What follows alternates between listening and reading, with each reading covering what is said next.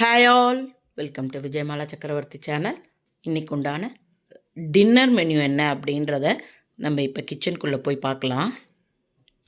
Hi all. So இன்னைக்கு பார்த்தேன் அப்படின்னாக்கா இன்னைக்கு காத்தால தலைக பண்ணினது உங்களுக்கு வீடியோவில் வந்துருத்து நேத்திக்கு. இன்னைக்கு நான் என்ன போட போறேன், நேற்று ராத்திரி டின்னருக்கு ஒரு ஐட்டம் பண்ணேன். நம்ம ஊர்ல ஆல்மோஸ்ட் இந்த அரிசி நோய் குழக்கட்டெல்லாம் பண்ணுவா இல்லையா, கிட்டத்தட்ட அது மாதிரிதான். அது இட்லி ரவை இருக்கு இல்லையா, நம்ம இட்லி ஊற வைக்கிறதுக்கெல்லாம் கல்யாணங்களுக்குலாம் இந்த இட்லி ரவை யூஸ் பண்ணுவா இல்லையா, அதை வச்சுதான் நான் இன்னைக்கு உண்டை கடுப்புன்னு சொல்லி ஒரு ஐட்டம் பண்ணிருக்கேன். உண்டைனா உருண்டையதான் உண்டை அப்படின்வா, கடுப்புனாக்க குழக்கட்டை. சோ அந்த மாதிரி ஒரு ஐட்டம் தான். அதுல no onion no garlic. So இது நார்மலா விரத நாட்கள்ல யூஸ் பண்றதுக்கு சாப்பிடறதுக்கு யூஸ் பண்ணிக்கலாம். சோ அந்த மாதிரியான ஒரு மெனு உங்களுக்கு இன்னைக்கு நான் பண்ணி காட்டுறேன். யூஸ்வலா லஞ்ச் காமிச்சுட்டே இருக்கேன். சோ இன்னைக்கு உங்களுக்கு ஒரு டின்னர் மெனு காமிக்கிறேன். சோ உங்க எல்லாருக்கும் பிடிக்கும்னு நினைக்கிறேன். உங்க எல்லாருக்குமே பிடிச்சிருந்ததுன்னா தயவு செய்து வீடியோவை லைக் பண்ணிட்டு பாருங்க. பிடிச்சிருந்ததுன்னா சப்ஸ்கிரைப் பண்ணிக்கோங்க. ஏதோ எதிர்பார்த்து வரேன், கடைசியில் அது அன்சப்ஸ்கிரைப் ஆறுது. அந்த மாதிரி இல்ல, பிடிச்சிருந்ததுன்னா சப்ஸ்கிரைப் பண்ணிக்கோங்க. ரெண்டாவது விஷயம், நான் இப்ப கொஞ்சம் பிபி இம்ப்ரூவ் ஆறுது. டேப்லெட்ஸ் எல்லாம் சாப்பிட்டு இருக்கேன். அந்த டேப்லெட்டோட சைடு எஃபெக்டா ஒரு செடேட்டிவ்னஸ், அதாவது ஒரு ட்ரௌசினஸ் இருந்துட்டே இருக்கு. அதனால என் கண்ணுல ஒரு டயர்ட்னஸ் இருக்கு. எல்லாருமே ரொம்ப அக்கறையா இன்னுமே உன் ஃபேஸ் டல்லா இருக்கு அப்படின்னு கேக்குறேன். எனக்கு புரியறது.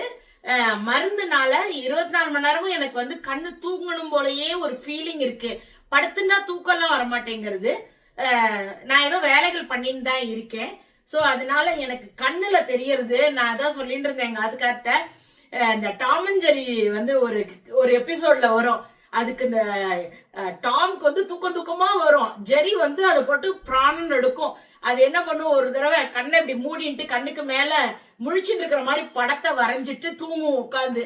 அது மாதிரி நான் நல்லா பிரைட்டா இருக்கிறதுக்கு ஏதாவது நல்ல கண்ணுக்கு ஒரு பிரைட்னஸ் கொடுக்கற மாதிரி ஏதாவது மேக்கப் தான் போட்டுக்கணும்னு நினைக்கிறேன். பிகாஸ் எனக்கே தெரியறது என் கண்ணு ரொம்ப டல்லா இருக்கு, கண்ணை பிரிச்சு பாக்குறதுக்கே கஷ்டமா இருக்கு அப்படின்ட்டு. Otherwise I am all right. So இன்னைக்கு உண்டான மெடிக்குள்ள போலாம் வாங்கோ. கேட்ட எல்லாருக்கும் தேங்க்யூ சோ மச். என் மேல அக்கறையும் அன்பும் இருக்கிறவங்க எல்லாருக்கும், முகம் தெரியாத மனிதர்கள் என் மேல வச்சிருக்கிற பிரியத்துக்கு எனக்கு வார்த்தையே இல்லை. Thank you so much for every one. So இப்ப நம்ம வீடியோக்குள்ள போலாம். ஸோ இன்றைக்கி ஒரு டின்னர் மெனு பண்ணி காட்டுறேன். இதெல்லாம் no onion no garlic. And another thing, இது மாதிரி அமாவாசை, மாசப்பிறப்பு, ஏகாதசி, விரத நாட்களில் நம்ம இதை போட்டுக்கலாம், சாப்பிட்றதுக்கு யூஸ் பண்ணிக்கலாம். அதுக்கப்புறமா இது மெயினாக இட்லி ரவாவில் பண்ணுறேன். இந்த கப்பால் என்ன கப்பை எடுத்துக்கிறோமோ அதால் டபுள் த மடங்கு தண்ணி. நான் இதில் 1.5 கப்பு இட்லி ரவா எடுத்துக்கிறேன். ஸோ விச் மீன்ஸ் 3 கப்பு தண்ணி எடுத்துக்கணும். அரை கப்பில் தேங்காய் துருவல் எடுத்துட்டுருக்கேன். இஞ்சி, பச்சை மிளகா, கருவேப்பிலை, கொத்தமல்லி, தாளிக்கிறதுக்கு கடுகு, உளுத்தம்பருப்பு, கடலப்பருப்பு, அதுக்கப்புறம் பெருங்காயம். காத்தால் இன்றைக்கி நான் மோர் மிளகா பொரித்து வச்சுருக்கேன் இதை பண்ணணுன்ற பிளானில். ஸோ வானலியில் எண்ணெய் வச்சுருக்கேன். எண்ணெய் சுட்ட கையோடு ஃபஸ்ட்டு தாளிச்சிக்கலாம். ஸோ இதால் 1 கப்பும் ஒரு அரை கப்பும் இட்லி ரவை மெஷர் பண்ணி இதில் நான் வச்சுட்டுருக்கேன். இந்த கப்பால் 3 கப்பு ஜலம் எடுத்துக்கலாம். எண்ணெய் சுட ஆரம்பிச்சிருத்து. நம்ம இப்போ கடுகு, உளுத்தம்பருப்பு, கடலப்பருப்பை தாளிச்சிக்கலாம். கருவேப்பிலை, இஞ்சி, பச்சை மிளகா, கொத்தமல்லி,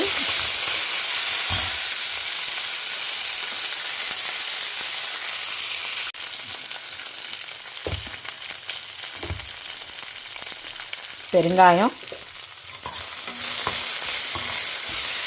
இந்த ஊரில் இதை உண்டை கடுப்பு அப்படின்வா. உண்டை அப்படின்னாலே உருண்டையாக பிடிச்சி வைக்கிறது எல்லாமே உருண்டை அப்படின்னா உண்டை அப்படின்வா. அப்படி பிடிச்சி வைக்கிறதுக்கு பேர் உண்டை அப்படின்றவா.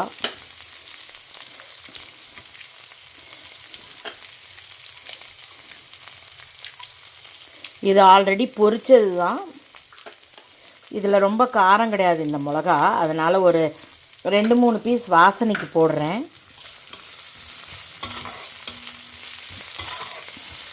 2 பச்சை மிளகாயை கட் பண்ணி போட்டிருக்கேன். காரம் அதுலேருந்து தான் வரும். இந்த மோர் மிளகால காரம் சுத்தமாக கிடையாது, வாசனை தான் இருக்குமே தவிர காரம் கிடையாது. ஸோ இப்போ அந்த இட்லி ரவா எடுத்துட்ட மெஷர்மெண்ட்டில் தண்ணி வந்து 3 கப்பு சொன்னேன் இல்லையா?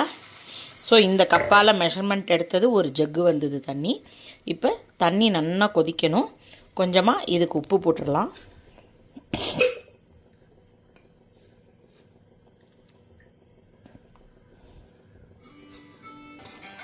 ஸோ இப்போ இது கொதிக்கட்டும். ஃபோன் கால் வருது. தண்ணி இப்போ லேசாக சுட ஆரம்பிச்சிருக்கு. இப்போ நம்ம தேங்காயை போட்டுடலாம். இதோட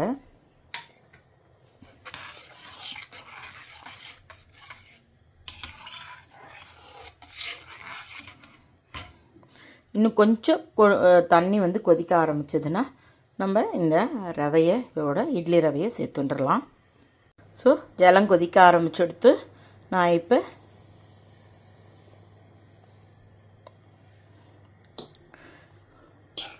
இதை கட்டியாகாமல் கிளறணும். ஸோ இது கொஞ்சம் கிளறிட்டு கெட்டியானதுக்கப்புறம் நான் உங்ககிட்ட காமிக்கிறேன். 2 கை வேணும். ஸோ அதனால் அதை கிளறிட்டு அப்புறமா காமிக்கிறேன். ஸோ பார்த்தேன்னாக்கா அழகாக இந்த அளவுக்கு பண்ணியாச்சு. கை பொறுத்துக்கிற சூடு இருக்கிற நேரத்தில் இந்த மாதிரி அழகாக உருண்டை பிடிச்சி இட்லி தட்டில் தட்டி நம்ம வச்சிடலாம். நான் கம்ப்ளீட்டாக உங்களுக்கு தட்டிட்டு காமிக்கிறேன். இந்த இடத்துல இட்லி குண்டான் வச்சுருக்கேன், ஜலம் வச்சுருக்கேன், சிம்மில் வச்சுருக்கேன். இது கொஞ்சம் தண்ணி சுட்டதுக்கப்புறம் தான் இதை எடுத்து அதில் வைக்கணும். நான் இதை கம்ப்ளீட்டாக உங்களுக்கு பாருங்க, இந்த கன்சிஸ்டன்சி இருக்கணும். இப்படி தொட்டால் இந்த மாதிரி இருக்கணும். இதை நான் உங்களுக்கு தட்டிட்டு காமிக்கிறேன். ஸோ இந்த மாதிரி நல்லா அழகாக உருண்டையாக பண்ணிவிட்டு நடுவில் ஒரு சின்னதாக ஒரு பள்ளம் பண்ணியிருக்கேன். இது பண்ணதுக்கப்புறமா அதில் நெய் குத்தி சாப்பிட்டேன்னா நல்லாயிருக்கும். ஸோ அதுக்கோசரம் தான் அந்த சின்ன டிப்பு, வேறு ஒன்றும் இல்லை. நம்ம இதை இப்போ வந்து இட்லி பாத்திரத்துக்குள்ளே வச்சிடலாம். பார்த்தீங்கன்னா வெந்நீர் சுட ஆரம்பிச்சு கொடுத்து வெந்நீர் சுடுறச்ச தான் இதை வைக்கணும்.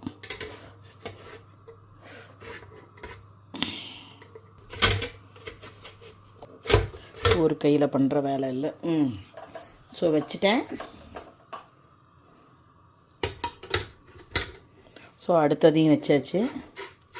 ஸோ கொஞ்சம் மீடியமாக வச்சுட்டு இது ஒரு 15 நிமிஷம் இருக்கட்டும். அதுக்குள்ளே நம்ம நார்மல் தேங்காய் சட்னி அரைச்சிக்கலாம். கொஞ்சமாக தேங்காய், பொட்டுக்கடல, இஞ்சி, பச்சை மிளகா, கொத்தமல்லி, உப்பு போட்டு அரைச்சிட்டு தாளித்து கொட்ட வேண்டிதான். ஸோ தேங்காய், பொட்டுக்கடல, இஞ்சி, பச்சை மிளகா, கொத்தமல்லி, கொஞ்சமாக உப்பு, துளியோண்டு உப்பு. ஸோ இப்போ நான் இதை அரைச்சிட்டு எடுத்துன்னு வந்துடுறேன். ஸோ தேங்காய், பொட்டுக்கடலையெல்லாம் போட்டு சட்னி நமக்கு ரெடியாக எடுத்து இதுக்கு தாளித்து கொட்டிட்டா எல்லாமே ரெடி.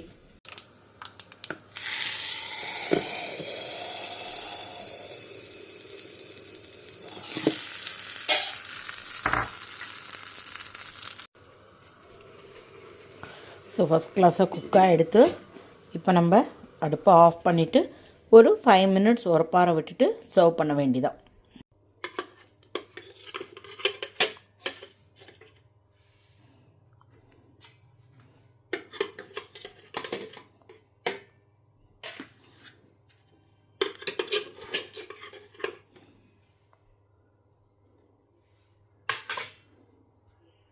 ஸோ நெய் இருக்குது, சட்னி இருக்குது, காத்தால் பண்ண கொண்டக்கடலை, பாசிப்பருப்பு, சுண்டை வத்தல் போட்டு குழம்பு இருக்குது. ட்ரேயில் வந்து சர்வ் பண்ணிட்டேன்.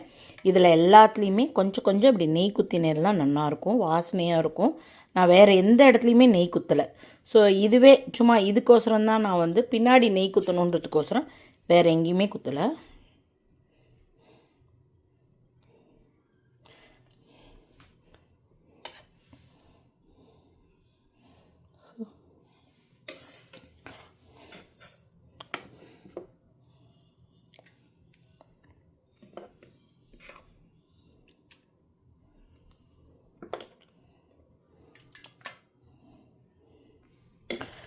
ஸோ தட்டில் சர்வ் பண்ணியாச்சு. இன்றைக்கி உண்டான dinner.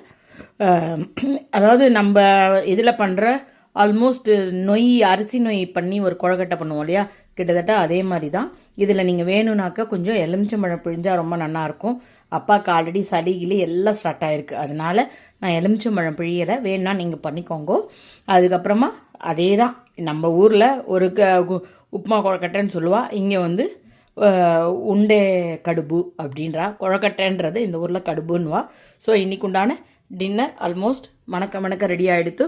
Hope you are all enjoying my video. If you like it, please like and subscribe my channel. Thank you for watching. Bye bye all.